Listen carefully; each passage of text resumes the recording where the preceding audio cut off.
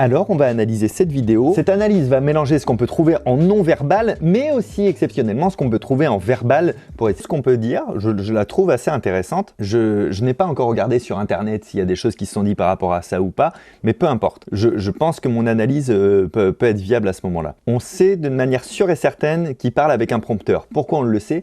Parce que le regard est toujours centré vraiment pile poil au centre de la caméra, il n'y a pas de décroche, alors que quand on récite un discours, il y a des décroches potentielles. Et il a pris des petites respirations exactement comme il y a là, qui ne sont pas des respirations normales dans le texte. En fait, il attend la suite du texte ou qu'on rétablisse, ou qu'on accélère, ou qu'on remette. Ça se passe comme ça qu'on utilise un prompteur. Du coup, puisqu'il utilise un prompteur, ça veut dire que le discours est écrit.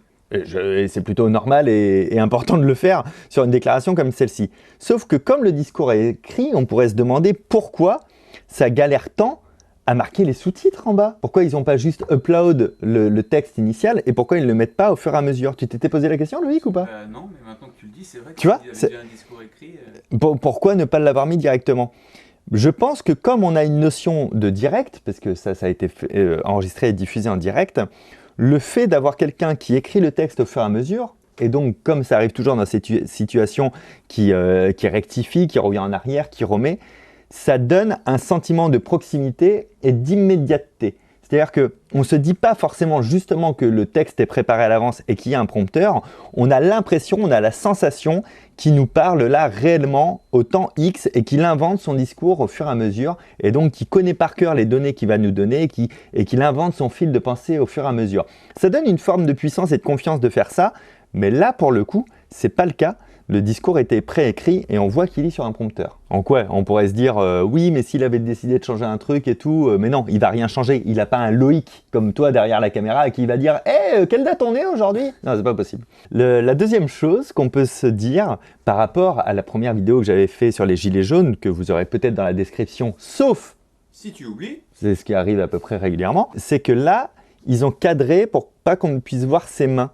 Ça veut dire qu'il n'a pas besoin de se retenir comme il avait fait dans la première vidéo parce que de toute manière, on ne voit pas le bas, ce qui explique tous ces gestes parasites, les mains qui commencent à bouger, etc. On voit qu'il a moins à faire attention et que comme ça, il a juste à se concentrer sur son visage. On a énormément de mouvements de sourcils qui soient ensemble ou comme là, complètement dissociés. Alors, on pourrait être tenté de les interpréter, mais là, il ne faut pas du tout.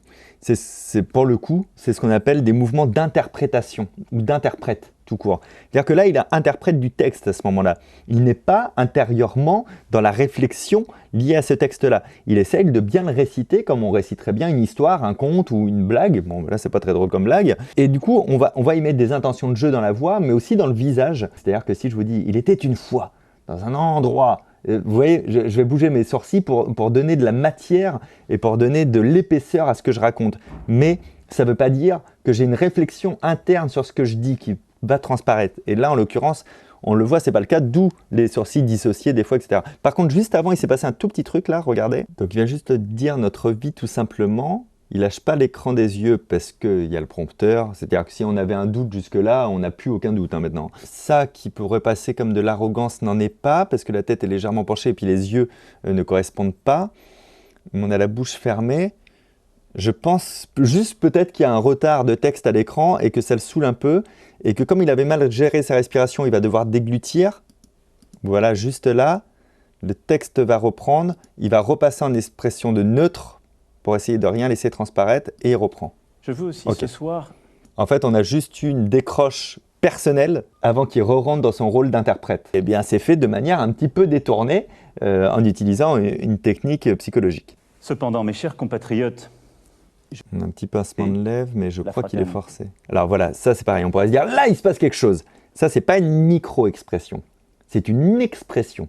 C'est-à-dire, c'est décider consciemment d'avoir cette tête-là. Elle arrive trop lentement et elle repart trop lentement. Une micro-expression est beaucoup plus rapide que ça.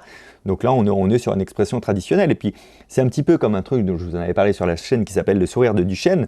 Si on cache le bas du visage, on voit que le regard n'exprime pas forcément ce qu'on essaye de nous donner ici par le bas du visage. Il ne faut pas se faire avoir aussi par ça, en voulant analyser un petit peu, de croire voir des signes partout, alors que ce sont des signes qui sont voulus à ce moment-là. Par rapport à son regard, il l'a fait, et c'était bon, il sait que non, on ne sait pas quoi, quand, comment, pourquoi, mais tout n'a pas été aussi facile que ça. C'est la première fois qu'il sort de sa zone de confort, c'est-à-dire Il a la tête légèrement penchée sur sa gauche depuis le départ. Là, il va aller chercher complètement à droite. Il va se repositionner. C'est vraiment de la déstabilisation physique. On la voit à ce moment-là. On l'entend dans les intonations de la voix. Je vous rappelle que les intonations, c'est aussi du non-verbal. Et on entend le trémolo dans la voix. C'est terrible. Je le remets un coup pour le plaisir. Et on le voit au moment où il va faire ça, que pas du tout d'ailleurs un geste naturel hein, quand on fait un discours. Clac, clac. Donc, en fait, tu envoies à l'inconscient de « tout va bien ». On se calme, il faut aller de l'avant et mettre quelque chose de côté ou faire ce que je vous dis ou laisser sa peur de côté. Bon, peu importe ce qu'il veut dire derrière, j'ai pas écouté les mots là pour le coup. Bon, c'est pas la Macarena non plus, mais on est sur quelque chose qui a été pensé. Et c'est tellement perturbant à faire dans un discours, à un moment précis, une gestuelle non naturelle que tu as pensé en amont, que vous allez voir qu'à la fin de la chorégraphie, même lui est perturbé un tout petit peu. On entend tout le doute dans sa voix parce que lui-même, à ce moment-là, sait que c'est pas un bon discours, c'est pas un bon propos à tenir. Ça, c'est très intéressant. C'est la couverture des mains. Quand les coudes sont sur la table et que les mains se couvrent l'une l'autre comme ça, on dit que ça témoigne du mode de raisonnement de la personne qui est en face de nous. Alors attention, ça c'est de la synergologie et je le dis, je le répète, la synergologie est une pseudo-science. Je m'en sers comme d'une piste de réflexion, mais ça ne veut pas dire que ce soit ça et que ce soit vrai et véritable à 100%, prendre ça avec des pincettes. Hein. Quand la main droite couvre la main gauche, on est sur un raisonnement analytique et on dit que les personnes sont sans influence, donc sous influence. C'est-à-dire que ce sont des profils de personnes, au moment où elles tiennent leur discours, hein, ça ne veut pas dire qu'elles sont comme ça dans toute la vie, qui ne prennent pas de décision par eux-mêmes, en gros, qui ne prennent pas de décision sans consulter d'autres personnes et pour régurgiter quelque chose. Donc, si ça c'est avéré, si ce que je viens de dire est avéré pour traduire la position des mains, alors ça veut dire que de tout ce qu'il prend comme mesure et de tout ce qu'il nous amène, il n'y a rien qui ne vient directement de lui. Et c'est des choses qu'on lui dit de faire, qu'on lui explique de faire, que ce soit d'autres politiques ou des scientifiques. Après, on connaît pas assez tout le panorama. Nous, on peut parler que de l'instant. On a juste un léger amusement sur cette partie-là du discours. Il a lâché un peu, alors aussi parce que ça fait quand même 20 minutes qu'il tient dans l'interprétation, c'est pas si simple. Mais il y a un peu d'amusement, comme s'il trouvait cette pensée-là ridicule. On a vu des légers sourires. Regarde, il est là. Ça, c'est des petits sourires légers. Ah putain, je l'ai perdu. Bon, on le voit passer en vrai. Et tôt. Vous avez vu? C'est incroyable. Hein, et ça, c'est de la vraie micro-expression parce que ça passe vite. Il déglutit, on a la gêne, on voit un petit peu la gêne d'excuse. Désolé, c'est pas de ma faute. Quand il va dire des mois à venir. Les mois à venir. Je pense du coup, et encore une fois, c'est que mon avis personnel à prendre avec des pincettes.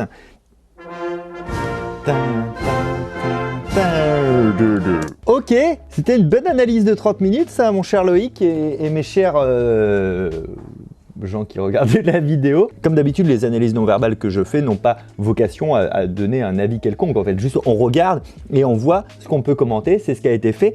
J'espère que ça vous aura plu. Vous avez été vraiment centaines, voire des milliers à nous demander ça. Je dis à nous parce qu'il y en a qui ont contacté directement Loïc, il y en a qui ont envoyé des mails. Donc voilà.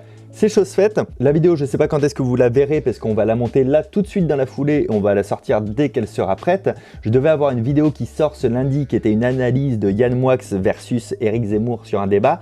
Du coup, je vais la décaler à mercredi, je pense, pour laisser celle-ci qui vient comme ça s'intercaler. Pour conclure, si vous n'étiez pas abonné à cette chaîne, profitez-en pour vous abonner et pour liker la vidéo avant de quitter. Si vous avez regardé jusque-là, c'est que je pense que ça vous a plu, donc vous pouvez liker. Et la dernière chose que je rajouterai, parce que dans cette période de trouble, il y a quand même autre chose qui existe, le magazine Curious que j'ai lancé ce mois-ci, que vous avez reçu pour la plupart dans vos boîtes aux lettres, sinon il va arriver, où que vous soyez dans le monde. Il y avait une offre de lancement de 19,90 pour un an d'abonnement, où vous allez le recevoir tous les mois qui était en place, avant le vrai prix de l'abonnement qui sera de 29,90 par an. Cette offre-là, elle s'arrête dimanche à minuit. Donc je vous mets le lien dans la description, vous pourrez lire quelques pages du Curious, du numéro 1 qui est déjà parti et vous pourrez vous abonner pour le recevoir durant un an à partir du numéro 2.